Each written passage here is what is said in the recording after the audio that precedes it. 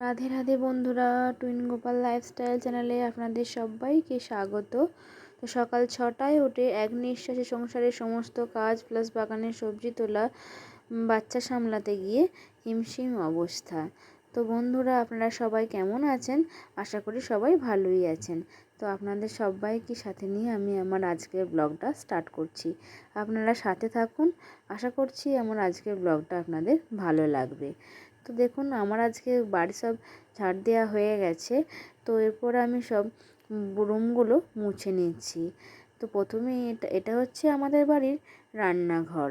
তো রান্নাঘরে একটু তেল চিটচিটে ভাব থাকে, সেজন্য আমি প্রতিদিন সার্ফ দিয়ে রান্নাঘরটা মুছি। না, রান্নাঘরে একটু তেল চিটচিটে ভাব থাকে, সেটা সার্ফ দিয়ে মুছলে কেটে যায়। তারপর এমনিও ধুলো নোংরাগুলো থাকলে বেশ ভালো পরিষ্কার হয়ে যায়। তো এরপর মোছা হয়ে গেলে আমি যে ডাইনিং টেবিলে যে টেবিল চেয়ারগুলো থাকে সেগুলো একটু ভালো করে মুছে নিয়েছি, কারণ এগুলো একটু মাঝে মধ্যে না মুছলে খুব নোংরা জমে। আর এটা তো মাঝে মধ্যে আমি সার্ফ দিয়েও ধুয়ে দিই, তো আজকে একটু মুছিয়ে দিলাম। আর এই যে টেবিলের যে নিচেটা, সেটা খুব ধুলো জমেছে। আজ ভাবলাম এটা একটু মুছে পরিষ্কার করে নিই। আর এগুলো একটু কাপড়েতে একটু কেরোসিন তেল দিয়ে মুছলে খুব সুন্দর পরিষ্কার হয় আর খুব চকচক করে, দেখতেও খুব সুন্দর লাগে। তো এই স্টিলগুলো আপনারাও চাইলে একটু কেরোসিন তেল দিয়ে মুছে দেখতে পারেন, দেখবেন খুব সুন্দর পরিষ্কার হবে। তারপরে এই যে আমার অগোছালো রুমটা একটু গুছিয়ে নিতে এলাম। তো মেয়ে তো রোজ দেখুন এখানে হেয়ার বেল, এখানে চিরুনি এসব রাখতেই থাকে। তো আমাকে এগুলো রোজকার না একটু ড্রেসিং টেবিলটা পরিষ্কার করলে হয় না, কেননা একটু ধুলোও জমে, তারপর অগোছালো হয়ে থাকে। সেজন্য চেষ্টা করি রোজ রোজ একটু এটা মুছে বাগিয়ে নেওয়ার।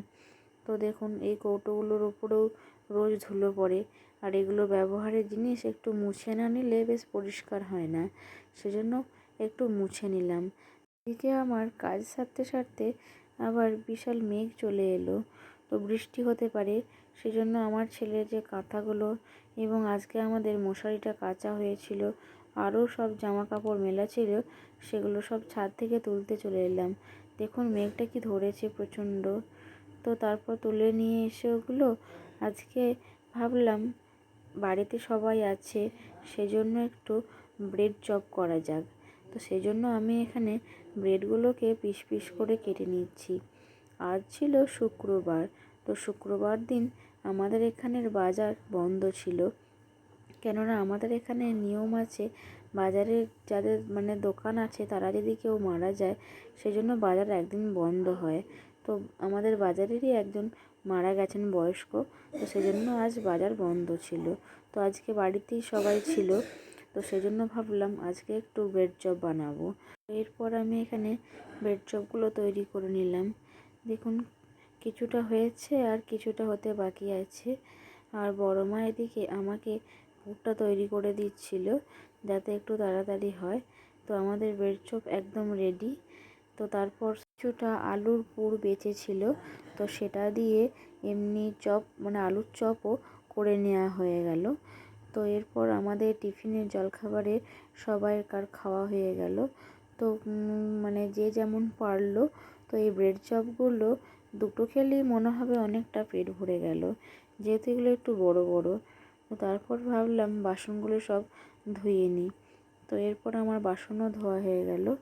তো এরপর বাসনগুলো ধুয়ে তারপর ছেলেকে খাওয়াবো, ছেলেকে খাইয়ে নিয়ে ওকে স্নান করিয়ে দেব।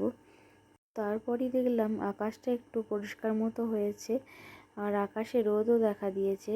সেজন্য আবার ছেলের কাঁথাগুলোকে নিয়ে ছাদে গেলাম, কারণ ছেলের কাঁথাগুলো না শুকলে ভিজে থাকলে খুব অসুবিধা হবে, সেজন্য আবার ছাদে আসতে হলো। তো সকাল থেকেই একদম রোদ ছিল না, নাহলে বাড়ির উঠানে মেলে দেওয়া হয়। তো রোদ ছিল না বলেই যাতে শুকিয়ে যায়, সেজন্যই ছাদে আসা হলো।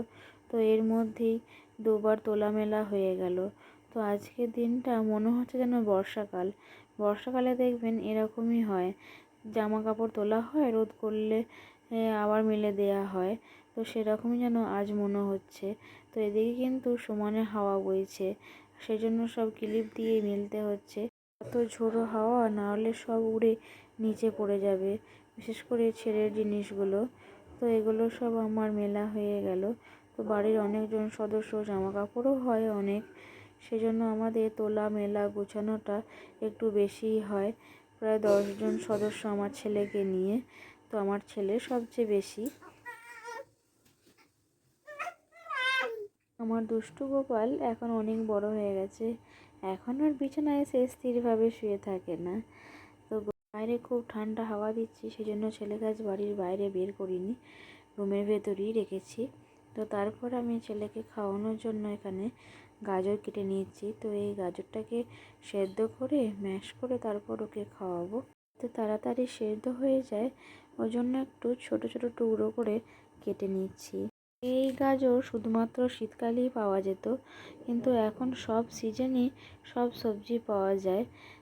অল্টারনেশন করে সব রকম সবজি আমার গোপাল সোনাকে খাওয়ানোর চেষ্টা করি, মানে যেগুলো ওকে খাওয়ানো যায়।